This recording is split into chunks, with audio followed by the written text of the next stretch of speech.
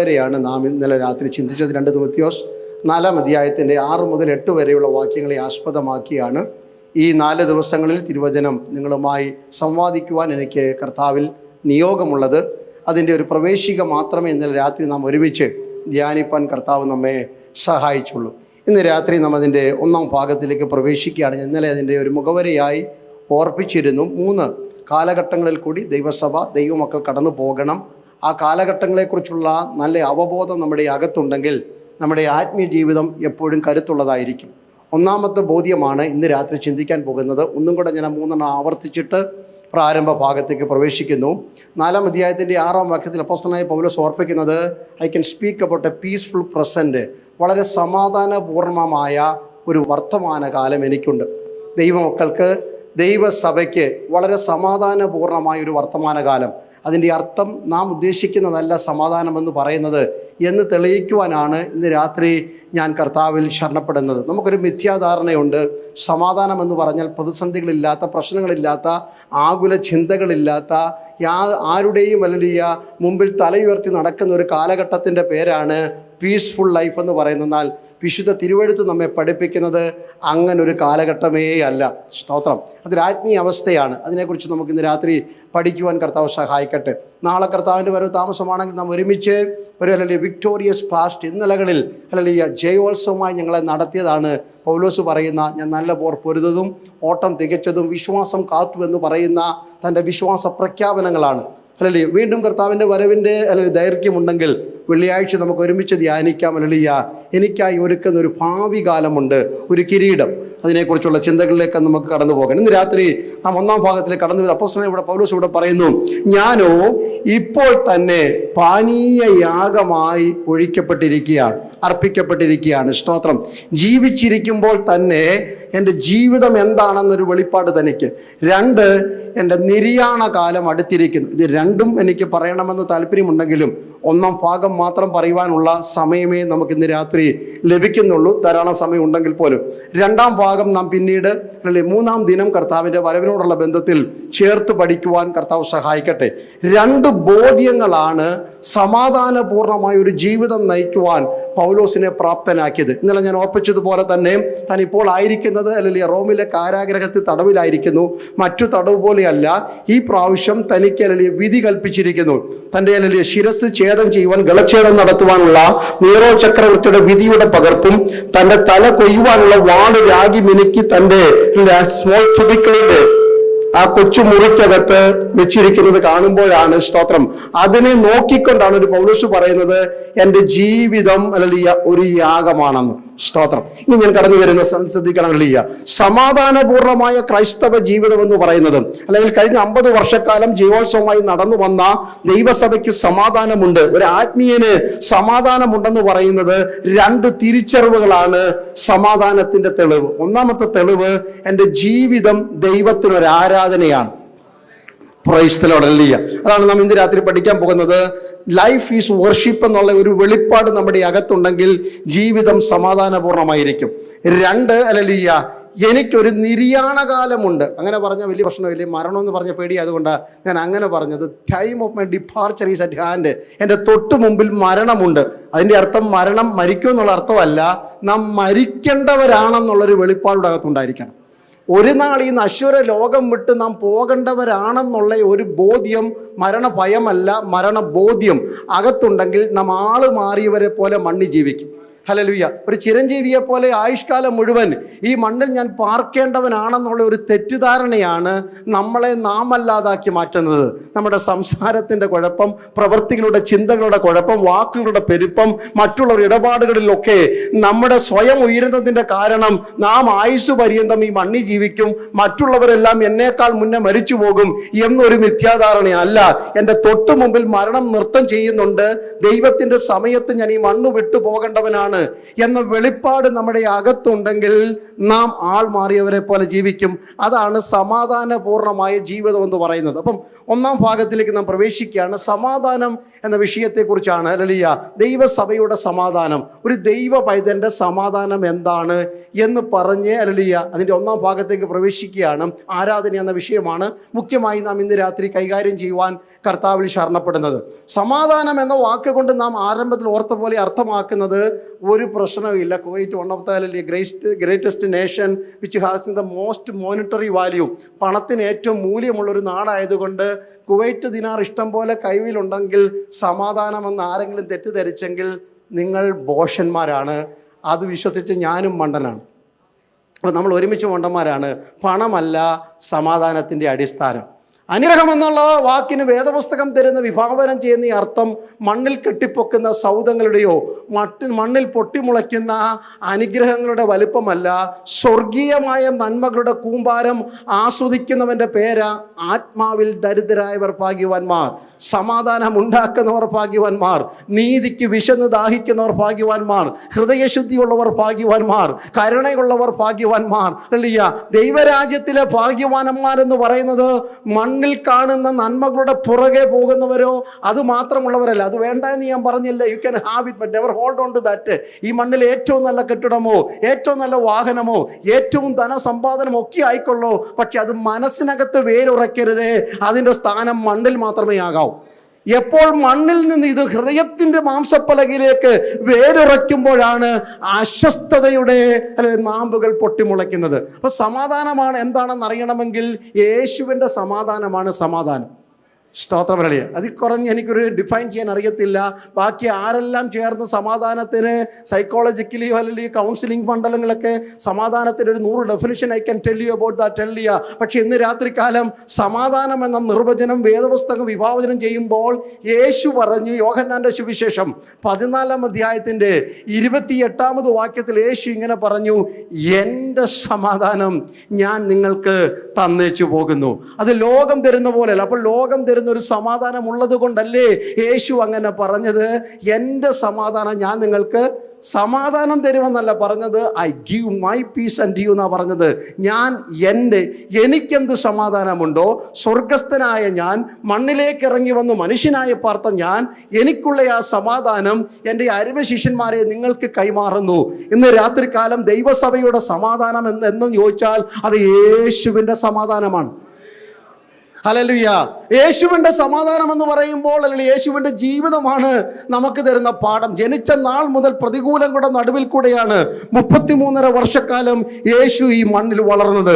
ജനിച്ച നാളിൽ കിടക്കുവാൻ ഇടമില്ലാത്തവനായി, തുണിയിൽ പൊതിഞ്ഞ് ശീലകൾ ചുറ്റി ഒരു തൊഴുത്തിൽ കിടക്കേണ്ടവനായി സർഗ്ഗത്തിൻ്റെയും ഉടയവൻ മാറി. സ്തോത്രം.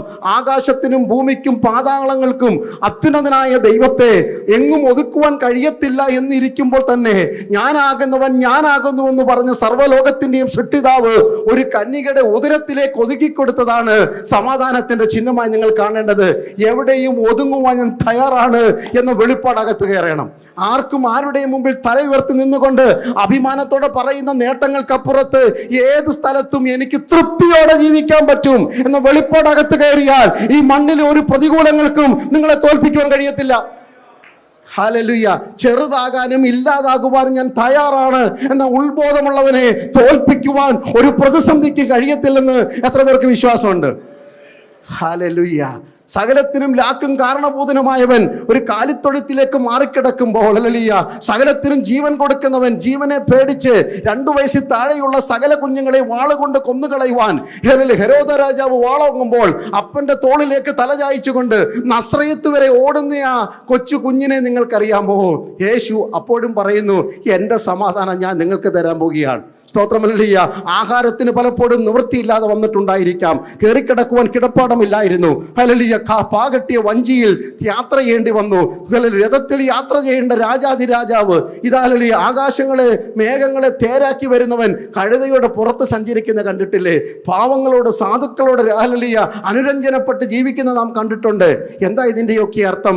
ഇതുപോലെ പ്രതിസന്ധികൾ കാണുന്നവർ തന്നെ തച്ചൻ്റെ മകനെന്ന് വിളിച്ചു. മറിയുടെ മകനായ ജാര സന്തതി എന്ന് പറഞ്ഞ് ആക്ഷേപിച്ചു. അവനെ തലകീഴായി തള്ളിയിടുവാൻ യഹൂദന്മാർ പരിശ്രമിച്ചു. നിനക്ക് ഭ്രാന്തുണ്ട് എന്ന് പറഞ്ഞ് ആക്ഷേപിച്ചു. നിനക്ക് ബുദ്ധിഭ്രമമുണ്ട്, ബെയേൽസെബൂൽ എന്ന ഭൂതത്തിന്റെ തലവനാണ് നിന്റെ നേതാവെന്ന് പറഞ്ഞ് ദൈവപുത്രനെ അവർ ആക്ഷേപിച്ചു. അല്ലെ, നീ ദൈവപുത്രനാണെങ്കിൽ കല്ല് അപ്പമാക്കുവാൻ പിശാച് വെല്ലുവിളിച്ചു. കൂടെ നിന്ന ശിഷ്യന്മാർ ഒറ്റിക്കൊടുക്കപ്പെട്ടു. പക്ഷെ യേശു പറയുന്നു, എന്റെ സമാധാനം ഞാൻ നിങ്ങൾക്ക് തരുന്നു. അങ്ങനെ ഇന്ന് രാത്രി തിരിച്ചറിയണം. ഹല്ലേലൂയ. ഒരു വേദന വരുമ്പോൾ, രോഗം വരുമ്പോൾ, കഷ്ടം വരുമ്പോൾ അലറി നിലവിളിക്കുന്ന ആത്മീയർ തിരിച്ചറിയണം, what does it mean the peace of Jesus Christ. യേശുവിൻ്റെ സമാധാനം എന്ന വാക്കിൻ്റെ അർത്ഥം എന്താണെന്ന് 14 അധ്യായത്തിൻ്റെ 30 വാക്യത്തിൽ യേശു ഇങ്ങനെ പറഞ്ഞു. യോഹന്നാൻ 14 അതിൻ്റെ 30 വാക്യം. യേശു അതിൻ്റെ നിർവചനം പറയുക, ഇതാ ലോകത്തിൻ്റെ പ്രഭു വരുന്നു, അവനുമായി എനിക്ക് ഒരു കാര്യവുമില്ല. ഈ തിരിച്ചറിവാ സമാധാനം.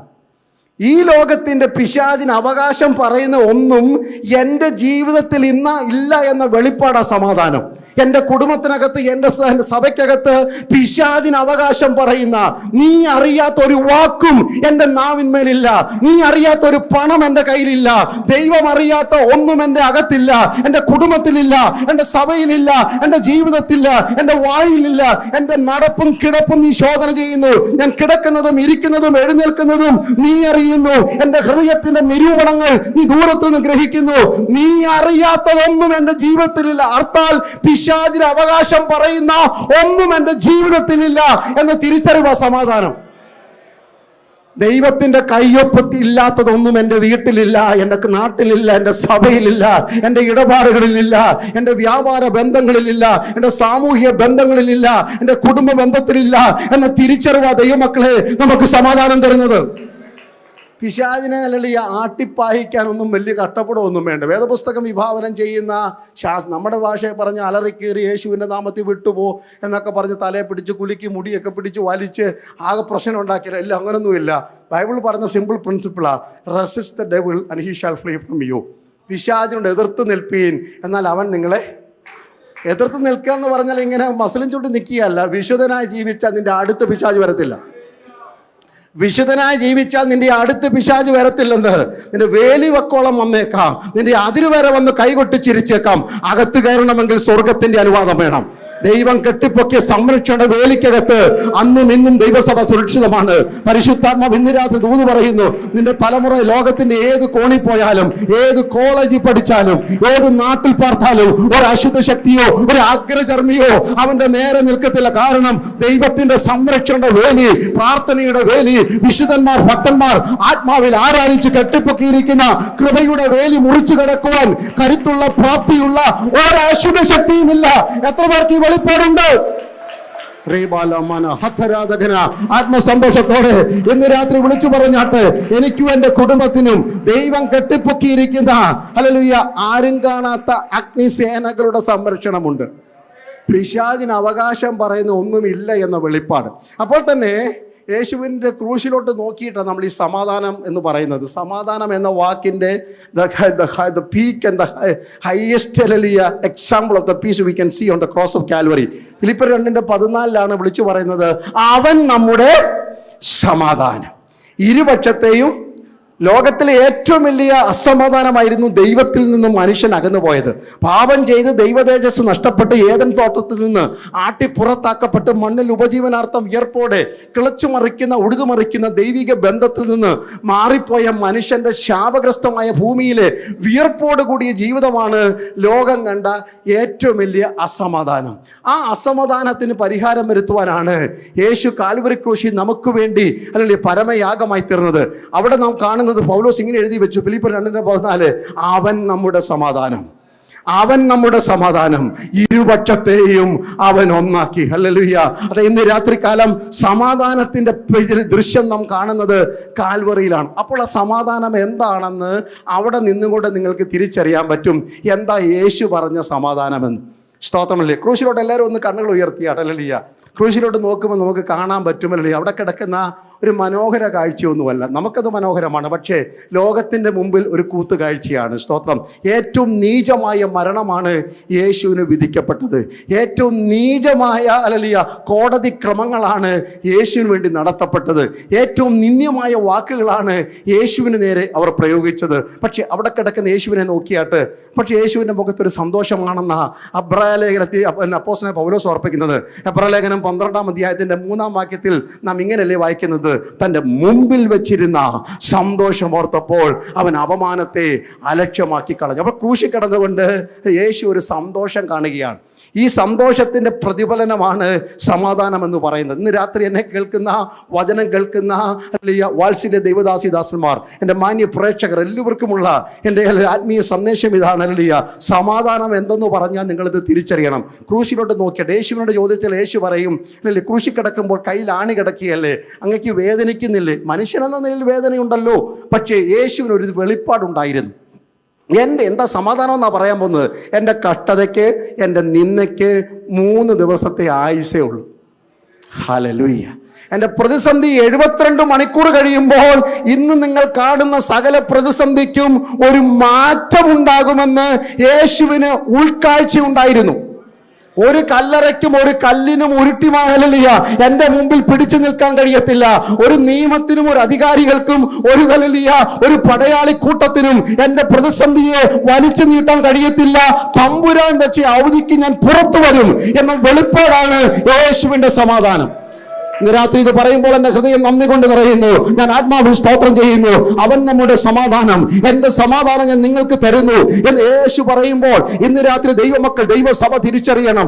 എന്താ അതല്ലേ? യേശുവിനറിയാം ഇന്ന് നിങ്ങൾ കാണുന്നത് എൻ്റെ കയ്യിൽ കൂർത്തുമൂർത്ത ഇരുമ്പാണികളാ. പക്ഷെ 3 ദിവസം കഴിയുമ്പോൾ 7 നക്ഷത്രം വലം കൈയിൽ പിടിച്ച് ഞാൻ പുറത്തു വരും. എത്ര പേർക്ക് ഈ വെളിപ്പാടകത്ത് കയറുന്നുണ്ട്?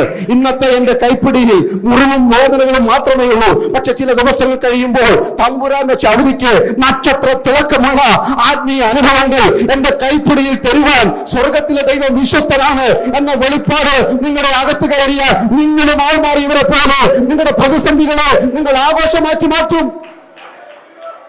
ഹല്ലേലൂയ. ഇന്ന് നിങ്ങൾ കാണുമ്പോൾ എൻ്റെ കാലിൽ കൂർത്തുമൂർത്ത ആണികൾ വെച്ച് അവർ ചേർത്തടിച്ചിട്ടുണ്ട്.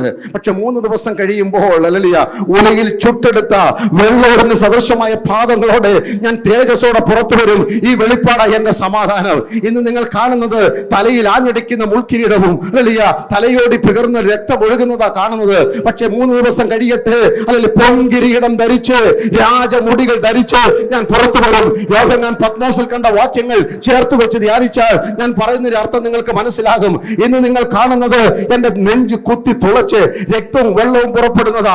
3 ദിവസം കഴിയുമ്പോൾ മാറത്ത് പൊൻകച്ച കെട്ടി ഞാൻ പുറത്തു വരും. ഈ വെളിപ്പാട ഇന്ന് പകൽക്കാലം ഹല്ലേലൂയ ഈ രാത്രി നമ്മെ സമാധാനമുള്ളവരാക്കി മാറ്റുന്നത്. എൻ്റെ നെഞ്ചു പിളർക്കുമാറ് എൻ്റെ ഹൃദയത്തിന്റെ ചിന്തകൾ, ചൂടേറിയ വാക്കുകൾ അകത്ത് കിടന്ന് തിളച്ചു പറയുമ്പോൾ എനിക്ക് ദൈവം ഒരു അവധി വെച്ചിട്ടുണ്ട്. എൻ്റെ നെഞ്ച് എൻ്റെ സമാധാനമായി സ്വർഗം ഇറങ്ങി വന്ന് എന്നെ പൊന്മണി മാല അണിയിച്ചുകൊണ്ട് സ്നേഹത്തിന്റെ ചുംബനം തന്ന് എന്നെ പുറത്തെടുക്കുന്ന ഒരു തേജസ്സിന്റെ ദിവസം തൊട്ട് മുമ്പിലുണ്ട് എന്ന വെളിപ്പാട് അകത്തുള്ളവർക്ക് സമാധാനമായി ജീവിക്കാൻ പറ്റുമെന്ന്. ഹല്ലേലൂയ. ഇന്ന് നിങ്ങൾ എൻ്റെ മുഖത്തോട്ട് നോക്കുമ്പോൾ മുഖത്തെ രോമം പിച്ചി പറിച്ച് കന്നത്തടിച്ച് കണ്ടടങ്ങൾ കനീഭവിച്ച് ആകെ വികൃതമായി കാണുന്നവർ മുഖം മറയ്ക്കത്തക്കവണ്ണം ഞാൻ വിരൂപനായി നിൽക്കുന്നു. പക്ഷേ 3 ദിവസങ്ങൾ വിരലിൽ എണ്ണിക്കോ കല്ലറ തുറന്ന് പുറത്തു വരുന്ന എൻ്റെ മുഖം സൂര്യനെ പോലെ ശോഭിക്കും. എൻ്റെ മുഖം സൂര്യനെ പോലെ ശോഭിക്കും. എൻ്റെ കണ്ണുകൾ അഗ്നിജാലയ്ക്കത്ത കണ്ണുകളായി മാറും. ഇന്ന് കയ്പ് കാടി കുടിക്കുന്നതിൻ്റെ അധരം അല്ലെങ്കിൽ ഇരുവായ്ത്തലയുള്ള വാളായി മാറും. ഇന്ന് അർത്ഥനഗ്നനായി എന്നെ ആക്ഷേപിച്ച് പരസ്യ കോലമാക്കി തൂക്കിയിരിക്കുമ്പോൾ ഭൂമിയിൽ ഒരു അലക്കുകാരനും അലക്കി വെളുപ്പിക്കുവാൻ കഴിയാത്ത വെണ്മ വസ്ത്രം ധരിച്ച് ഞാൻ പുറത്തു വരും. എനിക്കത് പറഞ്ഞുകൊണ്ട് നിൽക്കാൻ ആവേശമാ. പക്ഷെ നിങ്ങൾക്ക് കാര്യം മനസ്സിലായല്ലോ. എനിക്ക് എൻ്റെ കഷ്ടതയ്ക്ക് ഒരു അറുതിയുണ്ടെന്ന വെളിപ്പാടാ നമ്മുടെ സമാധാനം. എത്ര പേർക്ക് ഇന്ന് രാത്രി അല്ല അത് വിശ്വസിക്കാൻ പറ്റും? എൻ്റെ എല്ലാ കഷ്ടതയ്ക്കും ഒരു എക്സ്പയറി ഡേറ്റ് ഉണ്ട്. എൻ്റെ നിന്നയുടെ മേളിൽ 3, 6, 5 മാസം വർഷം കണക്കെഴുതിയ സ്വർഗമലിയ പരീക്ഷയോടുകൂടെ പോക്കുവഴി വെച്ചിട്ടുണ്ട് എന്ന വെളിപ്പാട് അകത്തുള്ളവർക്ക് മാത്രമേ ആത്മാവിൽ ദൈവത്തെ ആരാധിക്കാൻ പറ്റുള്ളൂ. അവരും വിളിച്ചു പറയും, അവൻ ഞങ്ങളുടെ സമാധാനം. ഹല്ലേലൂയ. നിന്ദകളെ ആക്ഷേപങ്ങളെ നോക്കി അങ്ങനെ ഒരു കാഴ്ചപ്പാടിലേക്ക് വരാൻ പറ്റുമോ? ഈ കഷ്ടത ഒഴിഞ്ഞു പോകുന്ന കഷ്ടതയാ. ഇത് മാറിപ്പോകുന്ന നിന്നയാണ്. എല്ലാ കല്ലും ഉരുണ്ടു മാറും, എല്ലാ കാവൽക്കൂട്ടങ്ങളും നിഷ്പ്രഭരായി മാറും, എല്ലാ മുദ്രകളും പൊട്ടും, എല്ലാ കല്ലറയും തുറക്കും, പുതുജീവൻ ഇവിടെ വ്യാപരിക്കും. എൻ്റെ കുടുംബത്തിൽ, എൻ്റെ സഭയിൽ ഇന്ന് വരെ കാണാത്തൊരാത്മാവിൻ്റെ കുതിച്ചൊഴുക്കും ഒരു ഉണർവും ഉണ്ടാകുമെന്ന വെളിപ്പാട് അകത്ത് കയറിയാൽ ഇന്നത്തെ അസ്വസ്ഥതകളെ നോക്കി ഞങ്ങൾ വിളിച്ചു പറയും, സാരമില്ല. ഹല്ലേലൂയ.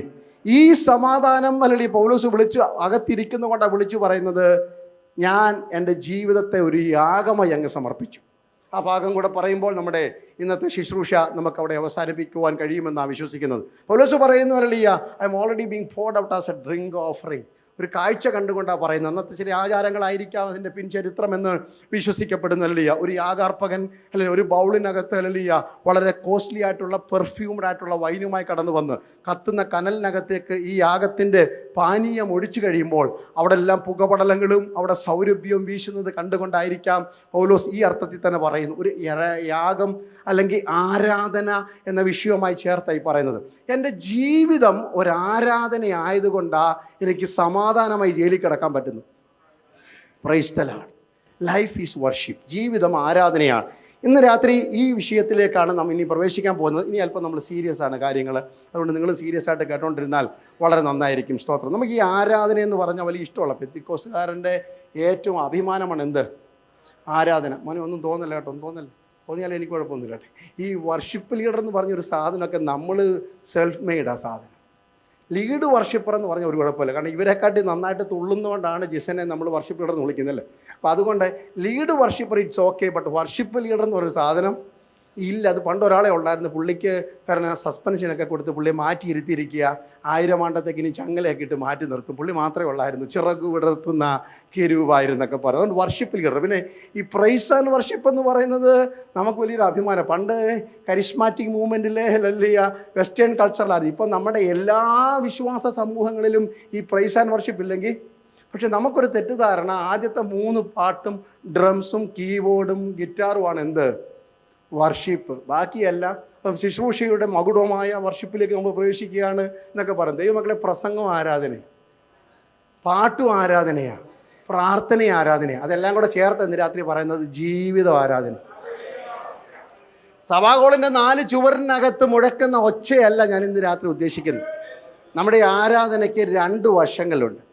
സുക്കാർ എന്ന പട്ടണത്തിലേക്ക്, ശമരിയയിലെ സുക്കാർ എന്ന പട്ടണത്തിലേക്ക് യാക്കോബ് തൻ്റെ മക്കൾക്ക് കുഴിച്ചു കൊടുത്ത, യോസഫിന് കൊടുത്ത കിണറിനരികിലേക്ക് സകല സാമൂഹിക, രാഷ്ട്രീയ, മതത്തിൻ്റെ, ഭാഷയുടെ അതിർവരമ്പുകളെ ഭേദിച്ചുകൊണ്ട് യേശു എന്ന ഹല്ലേലൂയ യഹൂദൻ അല്ലെങ്കിൽ ശമരിയ പട്ടണത്തിലേക്ക് പോവുകയും അവിടെ വെച്ച് നട്ടുച്ച നേരത്ത് ജീവിതയാത്രയിൽ പരാജയപ്പെട്ടു പോയ തകർച്ചകളുടെ കൂമ്പാരത്തിൽ നിൽക്കുന്ന ഒരു സഹോദരിയെ പരിചയപ്പെടുകയും അവളുമായുള്ള സംഭാഷണമാണ്. സ്തോത്രം.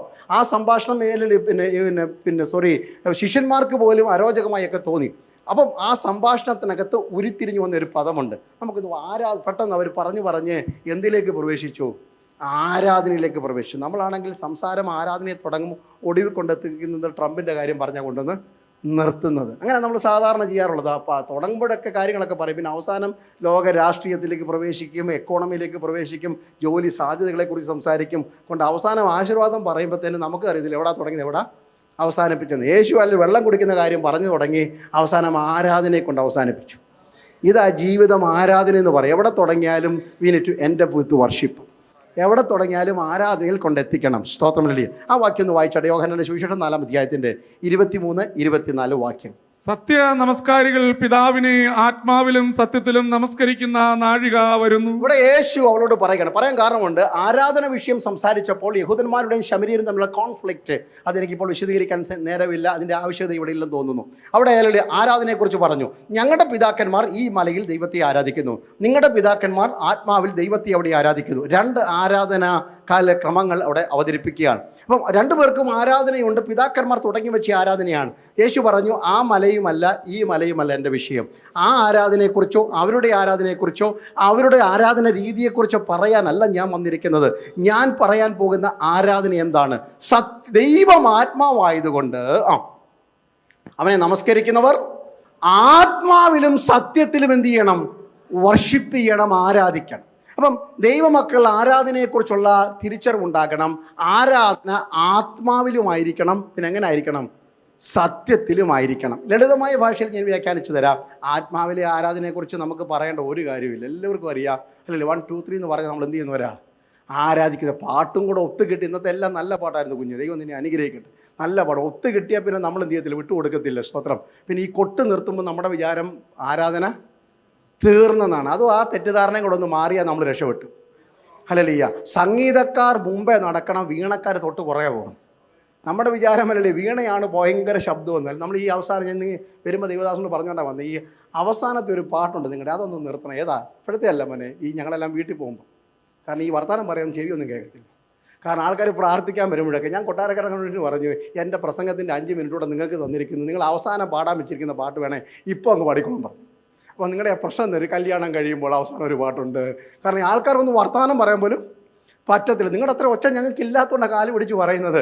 അന്നേരങ്ങൾ നിങ്ങൾ ആ പാട്ട് ഞാൻ 5 മിനിറ്റ് കൂടുതൽ തരാം, ആ പാട്ട് ഇപ്പോൾ പാടിക്കും, ഒരു കുഴപ്പമില്ല, ഞങ്ങൾ സന്തോഷമുള്ളല്ലേ. പോകുന്നതിനേക്കാൾ നല്ലതല്ലേ ഇരിക്കുമ്പോൾ തന്നെ പാടി കേൾപ്പിക്കുന്നത്.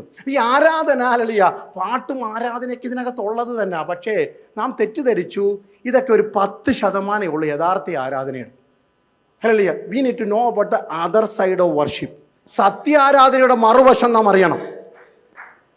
ഞാൻ പറഞ്ഞല്ലോ, കനമേറിയ ഒരു സന്ദേശമാണ് ഞാൻ ആരംഭത്തിൽ പറയുവാൻ പോകുന്നത്.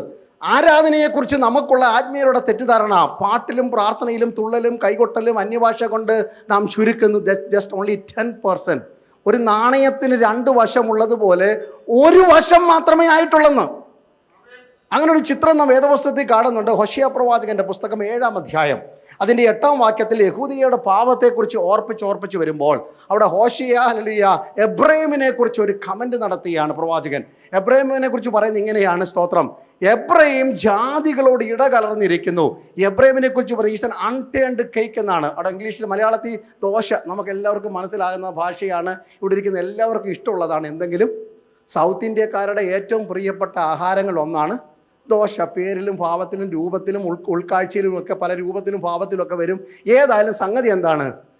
എല്ലാവർക്കും ഇഷ്ടമാണ്, ഒരുമാതിരിയൊക്കെ ഇഷ്ടമുള്ള സാധനമാണ് ദോശ. ദോശയെക്കുറിച്ച് അവിടെ അങ്ങനെ മലയാളത്തിൽ എഴുതിയിരിക്കുന്നത് നമുക്ക് അങ്ങനെ തന്നെ ചിന്തിക്കാം. മറിച്ചിടാത്ത ഒരു സൈഡ് പുള്ളി അടിച്ച് പൊളിയാണ്, അല്ലേ, വെന്ത് നല്ല പരുവത്തിനിരിക്കുകയാണ്. ആര് കണ്ടാലും കയ്യടിയുണ്ട്, പാട്ടുണ്ട്, അന്യഭാഷയുണ്ട്, സ്തോത്രമുണ്ട്, വട്ടക്കഴുത്ത്, മുട്ടത്തല എല്ലാം ഒരു റെഡി, ഒരു കുഴപ്പവും ഇല്ല. ഹല്ലേലൂയ. ബ്യൂട്ടിഫുള്ളാണ് ഒരു സൈഡ്. പക്ഷേ മറ്റേ സൈഡ് വായി വെക്കാൻ കൊള്ളത്തില്ല, വെന്തിട്ട് പോലും ഇല്ല, തീക്കകത്ത് തിരിച്ചിട്ടിട്ടില്ല. ഇതാ നമ്മുടെ ആരാധനയുടെ 1-ാം വശം. ഒരു വശം അല്ലെങ്കിൽ ഒരു കുഴപ്പമില്ല, വെൽ ഡ്രസ്ഡ് ആണല്ലോ, നല്ല കയ്യടി, നല്ല പാട്ട്, നല്ല അന്യഭാഷ, നല്ല സ്തോത്രം, തുള്ളൽ, ചാട്ടം എല്ലാം ഉണ്ട്, കീബോർഡ് വെൽ സെറ്റിൽഡ്, അഭിഷിക്തന്മാരെ ദൈവദാസന്മാർ മുന്നിൽ നിന്ന് പാട്ട് നയിക്കുന്നു, അഭിമാനം ഞാൻ കൊള്ളുന്നു, ഞാൻ അതിൻ്റെ ഭാഗമായത് ഓർത്ത് ദൈവത്തിന് സ്തോത്രം ചെയ്യുന്നു. പക്ഷേ മറ്റൊരു വശം നമുക്കുണ്ട്, അത് ഇന്ന് രാത്രി തിരിച്ചറിയണം. സത്യത്തിൽ ആരാധനയുടെ മറുവശം മറന്നിട്ട് നാം പാടുന്ന പാട്ടുകൾക്കും സ്തോത്രങ്ങൾക്കും ഈ മേൽക്കൂരയ്ക്ക് അപ്പുറത്ത് പോകുവാൻ ആരോഗ്യമില്ല എന്ന് നാം തിരിച്ചറിയണം. എൻ്റെ പാട്ടിൻ്റെ ഒച്ചയോ മൈക്കിൻ്റെ സൗണ്ട് ബോക്സിൻ്റെ പ്രത്യേകതയോ ഓപ്പറേറ്ററുടെ കഴിവോ അല്ലല്ല, നമ്മൾ ഉയർത്തിയ ഒച്ചപ്പാട് മാത്രമല്ല, അതിനോട് ചേർന്ന് പോകേണ്ടതുണ്ട് ജീവിതം എന്ന ആരാധന. എൻ്റെ ജീവിതം ഞാനൊരു യാഗമായി അർപ്പിച്ചു എന്ന് പറയുന്നവർക്ക് മാത്രമേ സമാധാനപൂർണമായ ജീവിതം ഇവിടെ കാഴ്ചവെക്കാൻ കഴിയത്തുള്ളൂ. അല്ലാത്തതിൻ്റെ തെളിവാണ് സഭയിൽ വന്ന് വെള്ളിയാഴ്ച നല്ല കയ്യടിയും പാട്ടും ദൈവദാസൻ അലറിക്കറി പ്രസംഗിച്ചു, നിങ്ങൾക്ക് ആശ്വാസമായിരുന്നു. പക്ഷേ പുറത്തിറങ്ങുമ്പോൾ പിന്നെ സമാധാനമില്ല. Price the Lord. കാരണം എന്താ? നമ്മുടെ ആരാധനയുടെ അന്തരീക്ഷം ആൾക്കൂട്ടത്തിൻ്റെ നടുവിൽ ഒതുങ്ങിപ്പോയി.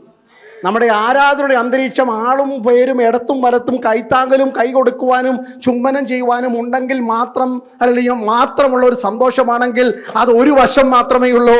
ആരും കൂടെ ഇല്ലാത്തപ്പോഴും അകത്ത സന്തോഷം കെട്ടുപോകാതെ ആത്മാവിൽ നൃത്തം ചെയ്യുവാൻ, ആദരം ഉയർത്താൻ പറ്റാത്തപ്പോഴും ഹൃദയം കൊണ്ട് പാടാൻ പറ്റുന്നുവെങ്കിൽ, കൈ ഉയർത്താൻ പറ്റാത്തപ്പോഴും ഉള്ളം തുടിക്കുന്നുണ്ടെങ്കിൽ ജീവിതം ഒരു ആരാധനയായി മാറണം. Hallelujah, hallelujah, praise the Lord, hallelujah. അതറിയണം നമ്മൾ ഇന്ന് രാത്രി. ഹല്ലേലൂയ. അപ്പം ഒരു വശം നന്നായിട്ട് പോയിട്ടുണ്ട്. അതുകൊണ്ട് യേശു ഒരിക്കൽ പറഞ്ഞത് മത്തായിയുടെ സുവിശേഷം 23-ാം അധ്യായത്തിൻ്റെ 23-ാം വാക്യത്തിൽ യേശു ഇങ്ങനെ ശാസ്ത്രിമാരെയും പരീശന്മാരെയും കുറിച്ച് പറയുക. അവർ എപ്പോൾ കിട്ടിയാലും ഒരു കൊട്ട് കൊടുത്തിട്ട് ആരും വിടത്തുള്ളൂ? യേശു വിടത്തുള്ളൂ. കാരണം ഈ കപടഭക്തി യേശുവിന് ഇഷ്ടമില്ലാത്ത. വേദപുസ്തകം വിഭാവനം ചെയ്ത് കഴിഞ്ഞാൽ ഏറ്റവും വലിയ പാപം ഹിപ്പോക്രസിയാണ്. ആത്മീയനെന്ന് നടിച്ചിട്ട് ജഡീകൻ്റെ പ്രവൃത്തി ചെയ്യുന്നതാ യേശുവിന് ഇഷ്ടമില്ലാത്ത. ബാക്കിയെല്ലാം ക്ഷമിക്കാനൊക്കെ കുറത്ത് എത്രയോ പാപികളെ മാർവോട് ചേർത്ത് പിടിച്ചിട്ടാ യേശു നിന്റെ പാപങ്ങൾ മോചിച്ചു വന്നിരിക്കുന്നു. ഒരു വാക്കോടെ ചേർത്ത് പറയും, മേല പാപം ചെയ്യരുത്, മേല ഇത്രയും നാളും ചെയ്തത് കുഴലിൽ ഞാൻ അങ്ങ് ക്ഷമിച്ചു, മേലാൽ പാപം ചെയ്യരുത്. പക്ഷേ ശാസ്ത്രിമാരും പരീശന്മാരും കപടഭക്തിക്കാരെ എന്ന് വിളിച്ചാണ് പറഞ്ഞത്. അവിടെ യേശു പറയുകയാണല്ലേ, നിങ്ങൾ ദശാംശമൊക്കെ കൊടുക്കുന്ന കാര്യം നിങ്ങൾക്കറിയാം.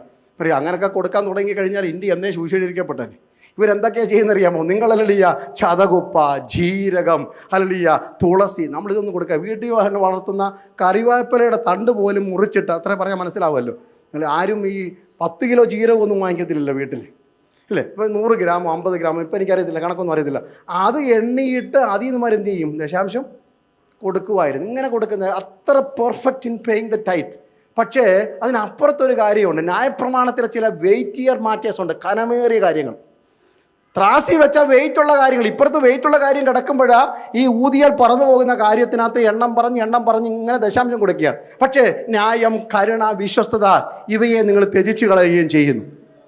അപ്പോൾ എന്താണ് കർത്താവ് ആവശ്യപ്പെട്ടത്? ഇത് ചെയ്യുകയും വേണം, മറ്റത് മറക്കുകയും ചെയ്യരുത്. ഇത് രണ്ടും ബാലൻസ്ഡ് സ്പിരിച്വാലിറ്റി, അല്ലല്ലേ? Balanced Christian life. തുലാസിന്റെ തട്ടിൽ വെക്കുമ്പോൾ ഒരു വശം മാത്രം ഉയർന്നിരിക്കാതെ ഒരു ബാലൻസ് ആയിട്ട് കരുണയും ദയയും വിശ്വസ്തതയും വെളിപ്പെടുത്തണം. ഇതാ പറയുന്ന hallelujah other side of worship. അങ്ങനെയാണെങ്കിൽ നമുക്ക് ഇന്ന് രാത്രി ഒന്ന് പഠിക്കാം, എന്താണ് നമ്മുടെ ഹല്ലേലൂയ ആരാധനയുടെ മറുവശം. പാട്ടും പ്രാർത്ഥനയും അല്ലാത്ത വേറൊരു വശം കൂടെ ഉണ്ട് ആരാധനയ്ക്ക്. റോമാലേഖനം 12-ാം അധ്യായം അതിൻ്റെ 1-2 വാക്യങ്ങൾ. സുപരിചിതമായ വാക്യമല്ലേ സഹോദരന്മാരെ, ഞാൻ ദൈവത്തിന്റെ മനസ്സിൽ ഓർപ്പിച്ച് നിങ്ങളെ പ്രബോധിപ്പിക്കുന്നത്, നിങ്ങൾ ബുദ്ധിയുള്ള ആരാധനയായി നിങ്ങളുടെ ശരീരങ്ങളെ ജീവനും വിശുദ്ധിയും ദൈവത്തിന് പ്രസാദമുള്ള യാഗമായി സമർപ്പിപ്പീൻ. മതി, സ്തോത്രമല്ലേ. 1-ാം വാക്യം മാത്രം മതി. നമ്മൾ അവിടെ വായിക്കുന്നത് എങ്ങനെയാണ്? Hallelujah, surrender your body as A living sacrifice. ജീവിത സമർപ്പണം എന്ന ഒരു യാഗമുണ്ട് ദൈവമക്കളെ. സമർപ്പിക്കപ്പെടാത്ത ശരീരത്തിൽ നിന്ന് പുറപ്പെടുന്ന ഒരു പാട്ടിനും സ്വർഗം മാർക്കടത്തില്ല. ഹല്ലേലൂയ. അപ്പോൾ ഇന്ന് രാത്രി കാലം നിങ്ങൾക്കൊന്ന് മനസ്സിലാക്കണത് കേട്ടോ. ഹല്ലേലൂയ. കുവൈറ്റിൻ്റെ മണ്ണിൽ പാർത്താലും അമേരിക്കയിൽ പാർത്താലും ഇന്ത്യയിൽ പാർത്താലും ഓസ്ട്രേലിയയിൽ പാർത്താലും ലോകത്തിൽ എവിടെ പാർത്താലും വചനത്തിൻ്റെ പ്രമാണം തന്നെ. അതിന് മാറ്റമൊന്നുമില്ല കേട്ടോ. ശരീര സമർപ്പണം. ഇവിടെ പൗലോസ് ഓർമ്മ, സഹോദരന്മാരെ, അത് വിളിക്കാനേ പൗലോസിന് കഴിയത്തുള്ളൂ.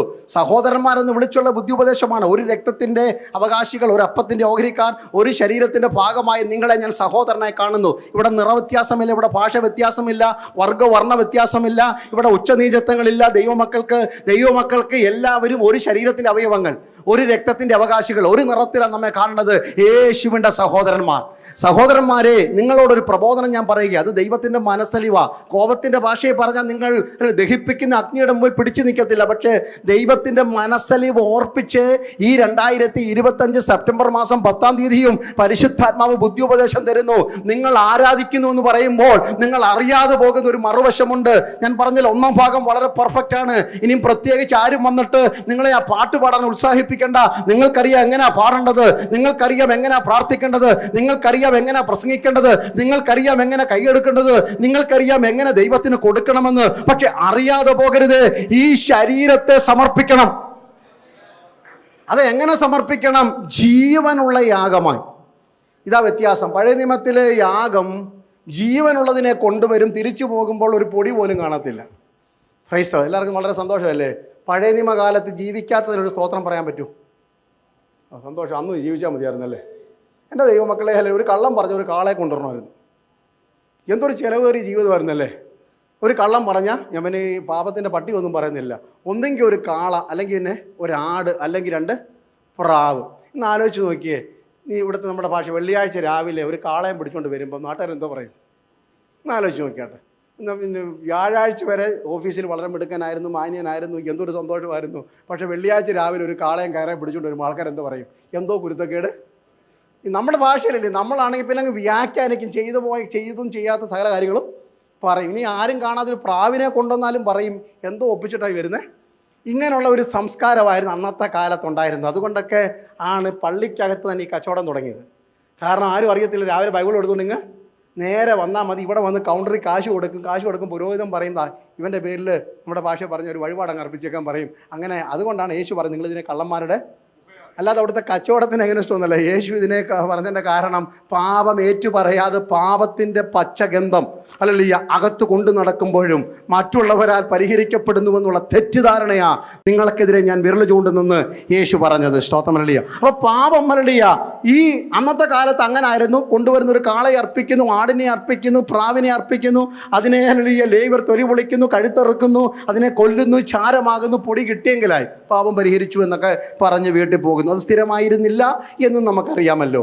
പക്ഷെ പുതിയ നിയമയാഗം അങ്ങനല്ല. നിങ്ങളുടെ ശരീരത്തിൽ ആ മുറിവ് നിങ്ങൾ അറിയണം. കേട്ടിട്ട് പേടി വരുന്നുണ്ടോ?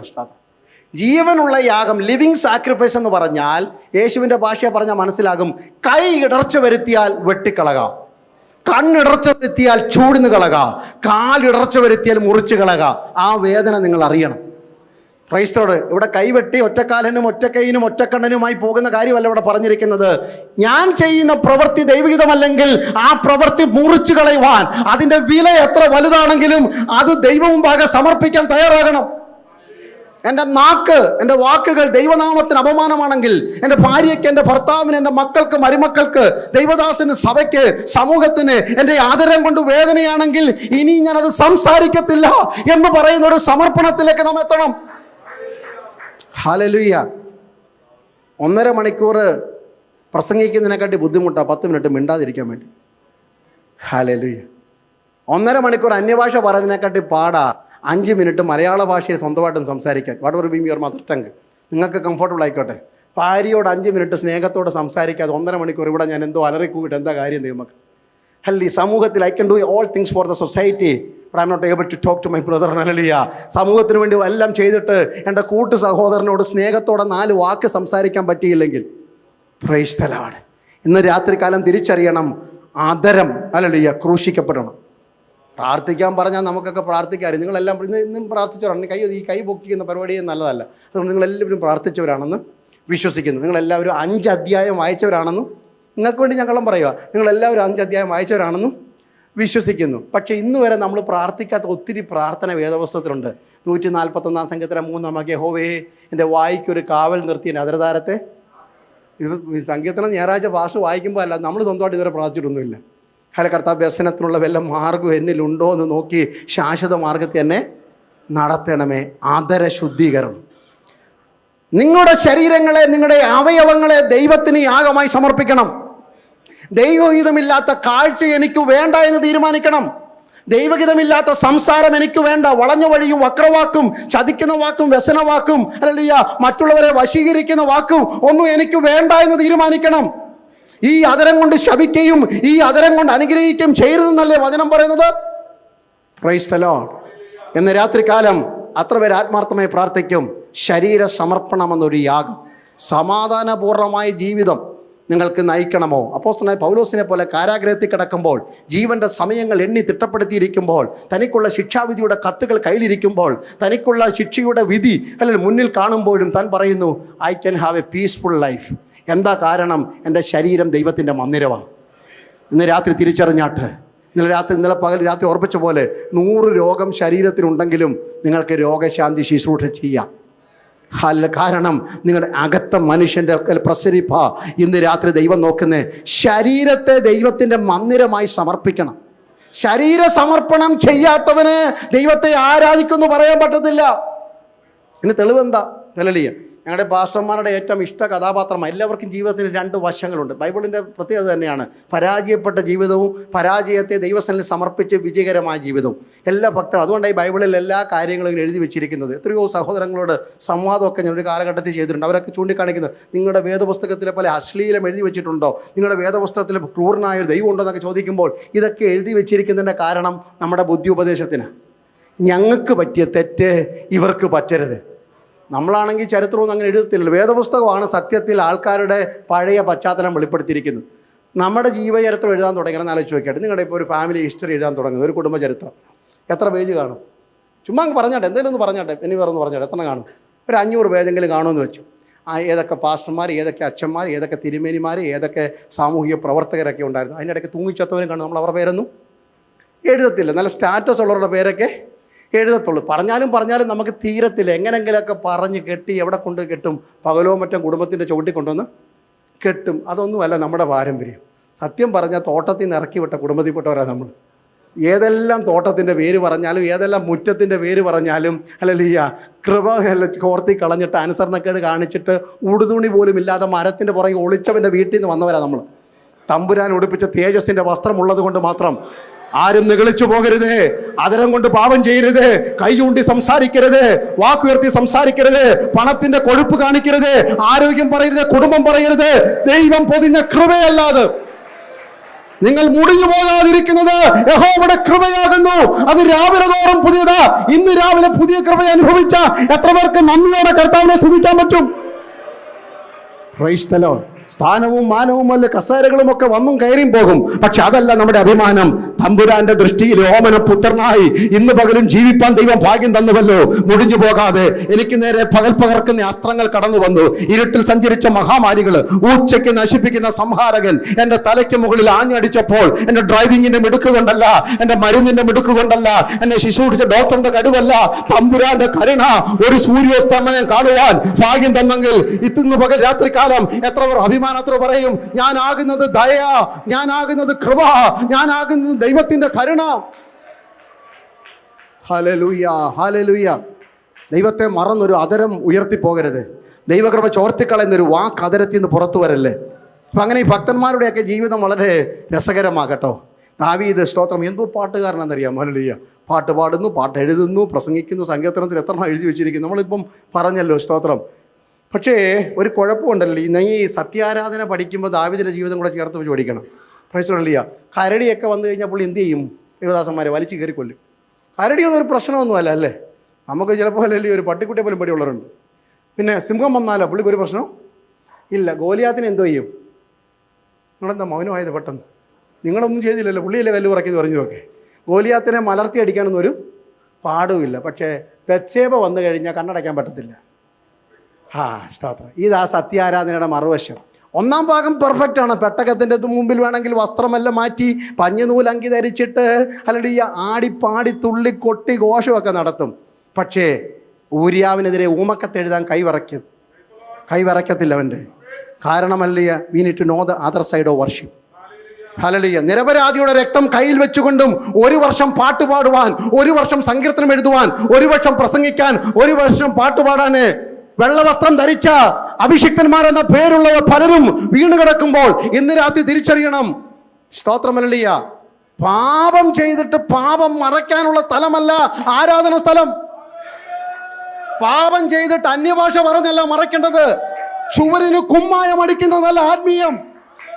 ഹല്ലേലൂയ. കേടുപാടുകൾ കണ്ടുപിടിക്കണം. 1 വർഷം he never felt sad about what he has done.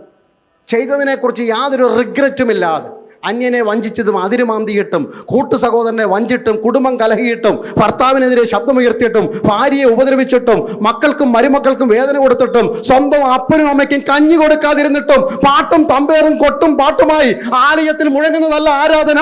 ആരാധനയ്ക്ക് ഒരു മറുവശമുണ്ടെന്ന് ഇന്ന് രാത്രി തിരിച്ചറിയണം. Hallelujah, hallelujah. നിങ്ങളുടെ ഉള്ളം വേദനിക്കുന്നുവെങ്കിൽ എന്നെ മുറിവേൽപ്പിച്ച പരിശുദ്ധാത്മാവിൻ്റെ വചനം നിങ്ങളോട് കൈമാറുന്നു മാത്രമേ ഉള്ളൂ.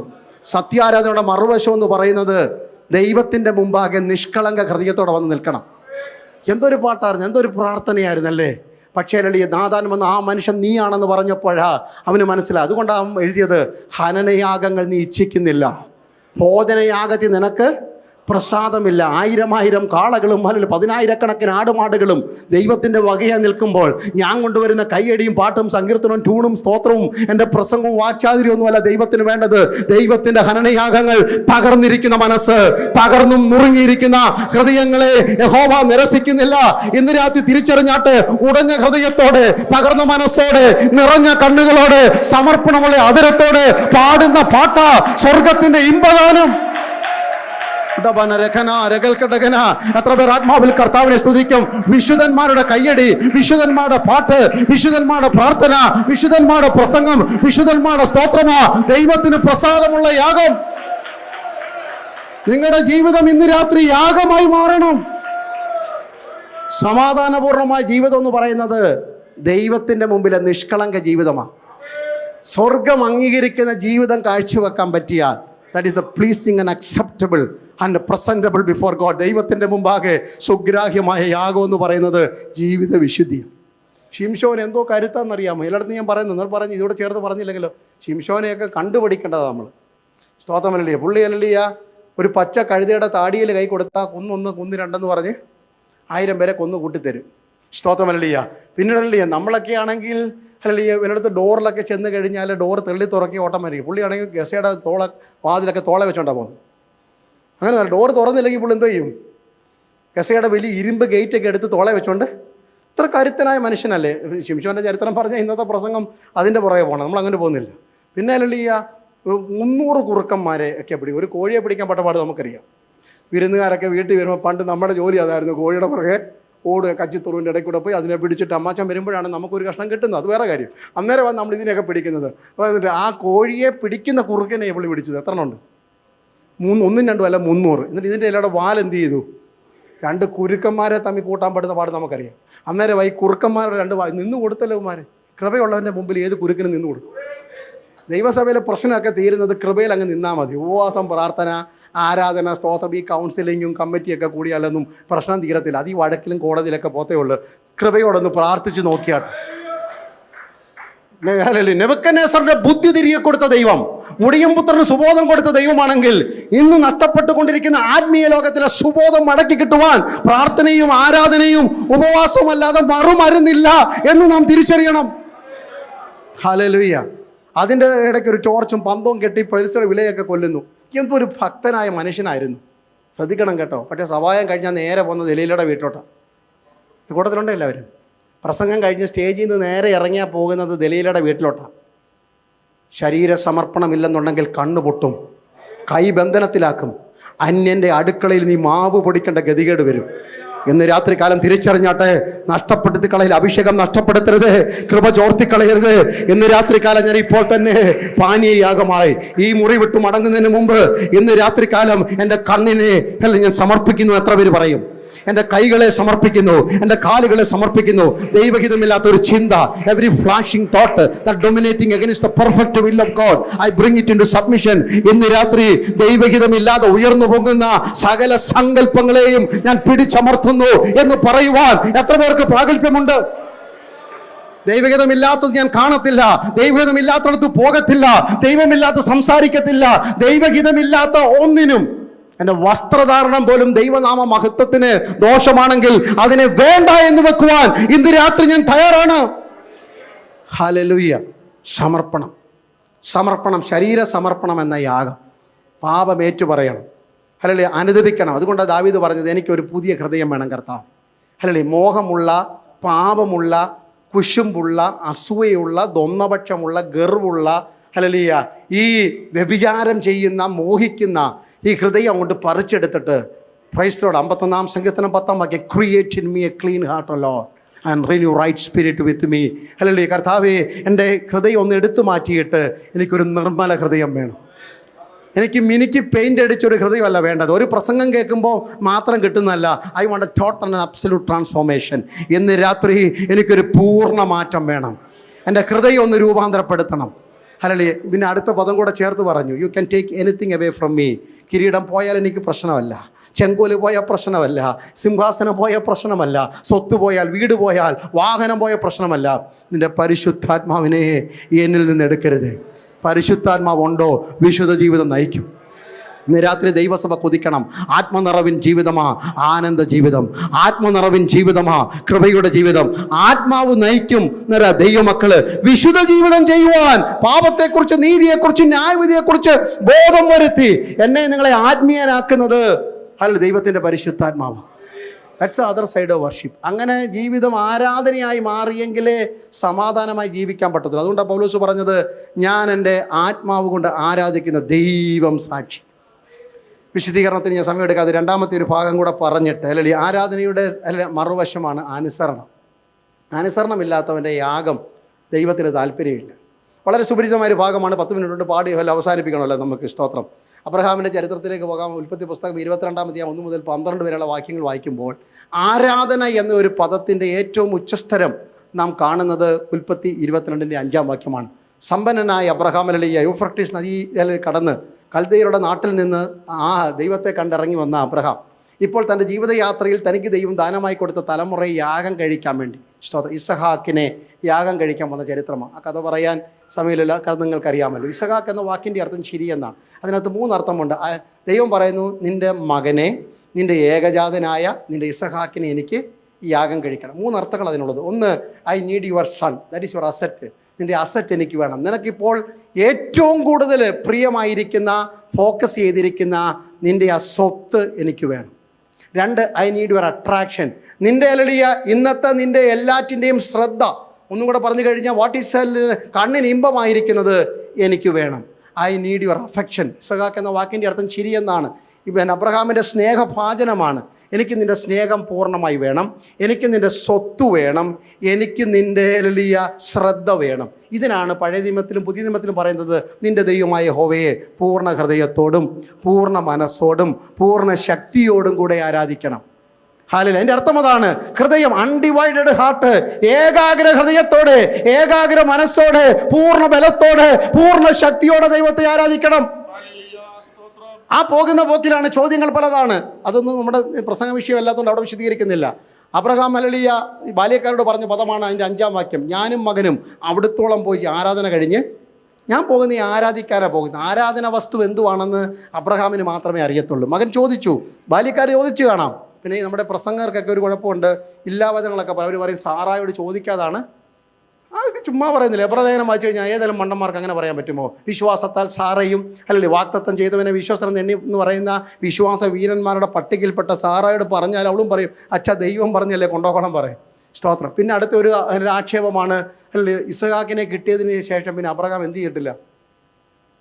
യാഗം കഴിച്ചിട്ടില്ല. 21-ാമത് അവസാനം വായിച്ചു, അബ്രഹാം ഒരു പിജില വൃക്ഷം നട്ട് അതിൻ്റെ ചുവട്ടിൽ ആരാധന.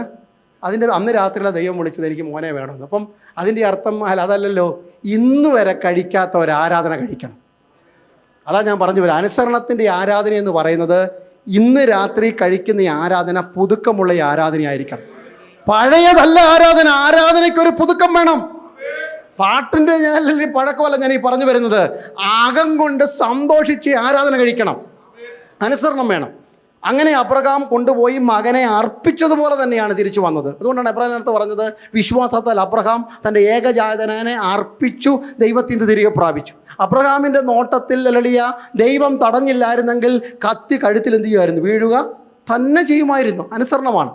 അല്ലല്ലേ? അബ്രഹാം 2ാമത് നോക്കി. നമ്മളാണ് ചോദിച്ചാൽ, അയ്യോ കർത്താവാണോ സംസാരിച്ചത്? ഒരു കാര്യം ചെയ്യാം, 21 ദിവസം ഉപവാസപ്രാർത്ഥന കഴിഞ്ഞിട്ട് മലയ്ക്ക് പോകാം. അല്ലല്ല, ദൈവാലോചന കേട്ട ഒരു പ്രസംഗത്തിൽ കൂടെ ദൈവം സംസാരിച്ച പിന്നെ പ്രവാചകൻ്റെ ഫോൺ തപ്പൽ. നമുക്കിഷ്ടമുള്ള ദൂത് കിട്ടുന്നത് വരെ നിങ്ങളുടെ ഫോണൊക്കെ തപ്പി അറിയാം എത്ര പ്രവാചകന്മാരുടെ പേരവിടെ അല്ലേ. പ്രവാചകൻ എറണാകുളം, പ്രവാചകൻ കോട്ടയം, പ്രവാചകൻ കഞ്ഞിക്കുഴി, പ്രവാചകൻ കൊല്ലം. ഞാൻ കണ്ടിട്ടുള്ളത് ആൾക്കാരുടെ ഫോണിനകത്ത്. കാരണം ഒന്ന് മാറി അടുത്ത ആളിനോട് ചോദിക്കാമല്ലോ. നമുക്കിഷ്ടമുള്ള ദൂത് അവർ പറയുന്നത് വരെ നമ്മൾ വിളിച്ചുകൊണ്ട് ഇരിക്കും. ദൈവത്തിന് ഒറ്റ ശബ്ദമേ ഉള്ളൂ, മകനെ തരാൻ പറഞ്ഞാൽ മകനെ തരണം. മകനെ തിരിച്ചു തരുന്നത് എൻ്റെ ജോലിയാണ്. ഇങ്ങോട്ട് തരുന്നത് നിൻ്റെ ജോലിയും അങ്ങോട്ട് തരുന്നത് എൻ്റെ ജോലിയുമാണ്. നിൻ്റെ നിർജ്ജീവമായ ശരീരത്തിൽ നിന്നും നിൻ്റെ ഭാര്യയുടെ ഉദരത്തിൻ്റെ നിർജ്ജീവത്തിൽ നിന്നും ഒരു പൈതലിനെ സൃഷ്ടിച്ചെടുക്കാമെങ്കിൽ അബ്രഹാമിന് ഒരു കാര്യം അറിയാം. സ്തോത്രമില്ല. എന്നോട് ദൈവം ആവശ്യപ്പെട്ടത് ഒരിക്കൽ നിർജ്ജീവത്വം ചോദിച്ചു, ഇന്ന് ജീവൻ ചോദിച്ചു.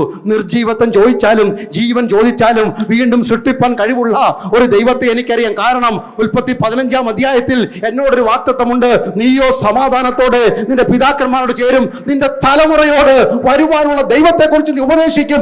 ആ വാഗ്ദത്തം കിടക്കുന്നിടത്തോളം എൻ്റെ പൈതലിൻ്റെ കഴുത്തിൽ കത്തി വീഴാൻ ദൈവം സമ്മതിക്കത്തില്ല. അത്ര പേർക്ക് ഇന്ന് രാത്രി ആത്മാവിൽ എടുക്കാൻ പറ്റും? നിന്റെ തലമുറയോട് നിന്റെ കുടുംബത്തോട് ദൈവത്തിനൊരു വാഗ്ദത്തം ഉടമ്പടി ഉണ്ടെങ്കിൽ പട്ടണ ഭൂതങ്ങൾ ഒരുമിച്ച് അലറി വിളിച്ചാലും വിദ്യാഭ്യാസ മണ്ഡലങ്ങൾ ഒരുമിച്ച് വെല്ലുവിളിച്ചാലും നിന്റെ തലമുറയുടെ ബുദ്ധി ഭാവി കെടുത്തുവാൻ ഒരു അന്യായത്തിനും കഴിയത്തില്ല എന്ന് വിശ്വസിക്കുന്ന എത്ര പേര് ഈ മുറിക്കകത്തുണ്ട്? നിന്റെ ശുശ്രൂഷയോട് ദൈവത്തിനൊരു വാഗ്ദത്തം ഉണ്ടെങ്കിൽ ആരെല്ലാം ഒരുമിച്ച് വെല്ലുവിളിച്ചാലും, ആരെല്ലാം ഒറ്റപ്പെടുത്തിയാലും, ആരെല്ലാം ഒറ്റക്കെടുത്താലും ഒരു ഇഞ്ച് പോലും കൃപയിൽ നിന്ന് വീഴ്ത്തുവാൻ കഴിയത്തില്ല എന്ന് എത്ര പേർക്ക് ഇന്ന് രാത്രി ആത്മാവിൽ വിശ്വസിക്കാൻ പറ്റും? ഉടാരമാന ഹത്തരാധകന, ഞാൻ നിന്നെ പുലർത്തുമെന്ന് തമ്പുരാൻ നിന്റെ തലയ്ക്ക് മുകളിൽ എഴുതി വെച്ചിരിക്കുമ്പോൾ 6 മാസം ജോലിയില്ലാതിരുന്നാലും, കമ്പനി നിന്നെ പുറത്താക്കിയാലും, നിന്റെ അന്നം മുട്ടാതെ, നിന്റെ കുടുംബം തളരാതെ, നിന്റെ കുഞ്ഞിന്റെ ഭാവി നഷ്ടപ്പെടാതെ നിന്നെ പുലർത്തുന്ന അത്യുന്നതന്റെ ആലോചന ഇന്ന് രാത്രി ഈ ഹോളിനുള്ളിൽ ശക്തമായി ഒഴുകുന്ന വെള്ളം പോലെ ഓടിയെത്തുകയാണ്. ഉടാരമാന, എത്ര പേർക്ക് ആത്മാവിൽ കർത്താവിനെ സ്തുതിക്കാൻ പറ്റും? എന്നെ കരുതുന്ന, എന്നെ പുലർത്തുന്ന ഹല്ലേലൂയ യഹോവ ഈരേ എന്ന വാഗ്ദത്തം മോറിയ മലയുടെ താഴ്വരയിൽ ഞാൻ മുഴക്കിയതാണെങ്കിൽ ഇത് ഇവിടെ മാത്രം മുഴക്കാനുള്ളതല്ല. മോറിയ മലയുടെ മുകളിലും യഹോവ ഈരേ വെളിപ്പെട്ടു വരും. യഹോവ ഈരേ വെളിപ്പെട്ടു വരും. വിശ്വാസത്തോടെ വിളിച്ചു പറഞ്ഞ വാഗ്ദത്ത വചനങ്ങൾ നിന്റെ കഷ്ടതയുടെ ഉച്ചകോടിയിൽ നിനക്കായി ആട്ടിൻകുട്ടിയുടെ വേഷത്തിലും ഭാവത്തിലും രൂപത്തിലും ഇറങ്ങി വരുമെന്ന് ഞാൻ ആത്മാവിൽ ദൂത് പറയുന്നു. Hallelujah, hallelujah. Praise the Lord. സമർപ്പണമാണ് ആരാധന. പൂർണ്ണമായി കൊടുക്കുന്നത് ആരാധന. Abraham he offered his son and worship the Lord. കൊടുത്ത് ആരാധിക്കണം. പണം മാത്രമല്ല കേട്ടോ, നിങ്ങളെ മൊത്തമായിട്ടും കൊടുക്കണം. രാത്രി ഞാൻ പറഞ്ഞ സന്ദേശത്തിൻ്റെ കാതല നിങ്ങൾ മനസ്സിലാക്കണം അല്ലേ? ഹല്ലേലൂയ. എന്താ പാനീയ യാഗമായി തീരുക എന്ന് പറഞ്ഞാൽ ജീവിതമാണ് ആരാധന, സ്വഭാവ രൂപീകരണം. വേദപുസ്തകങ്ങളുടെ പ്രസിദ്ധ 2 ആരാധകരുണ്ട്, worshippers. I recognize them as the greatest worshipper ever the world had seen. ഒന്ന് ഹല്ലേലൂയ ഇയ്യോബാണ്. ഇന്നലെ നാം ഓർപ്പിച്ചതാണ്. മക്കളുടെ ശവകുടീരം, കത്തിക്കരിഞ്ഞ വയലുകൾ, സ്തോത്രം ഹല്ലേലൂയ. ജീവിതയാത്രയിലെല്ലാം നഷ്ടപ്പെട്ടവനായി നിൽക്കുന്നു. പക്ഷേ ചാരത്തിൽ നിന്ന് എഴുന്നേറ്റ് ഓട്ട് കഷ്ണം കയ്യിൽ പിടിച്ച് looking at the potsherd in his hand, കയ്യിലുള്ള ആ ഓട്ടിൻ്റെ കഷ്ണം കൊണ്ട് ആ മനുഷ്യൻ പറയുന്നു, യഹോവ തന്നു, യഹോവ എടുത്തു, യഹോവയുടെ നാമം വാഴ്ത്തപ്പെടട്ടെ. ഇത് ആരാധന. തന്നാലും പോയാലും ദൈവത്തിന് സ്തോത്രം. നമ്മളെല്ലാം തന്നാ സ്തോത്രം അല്ലേ? എപ്പോഴാണ് സാക്ഷ്യം പറയുന്നത്? ഹല്ലേലൂയ. ഞങ്ങൾ 6 മാസമായി ജോലിക്ക് വേണ്ടി പ്രാർത്ഥിച്ചു കൊണ്ടേയിരുന്നു. കർത്താവ് സഭയുടെ പ്രാർത്ഥന കേട്ടു. പാസ്റ്ററുടെ പേരോട് എടുത്തു പറഞ്ഞില്ലേ, പാസ്റ്റർക്ക് എന്താ പാസ്റ്റർ 5 മിനിറ്റ് കൊണ്ട് നിർത്താൻ കേട്ടോ, കുഴപ്പമില്ല, വിഷമമാണ്. നമ്മൾ ഒരു സഭയിൽ ഇങ്ങനെ സാക്ഷി ഒരു ആൻറ്റി ഇങ്ങനെ സാക്ഷ്യം പറയുകയാണ്.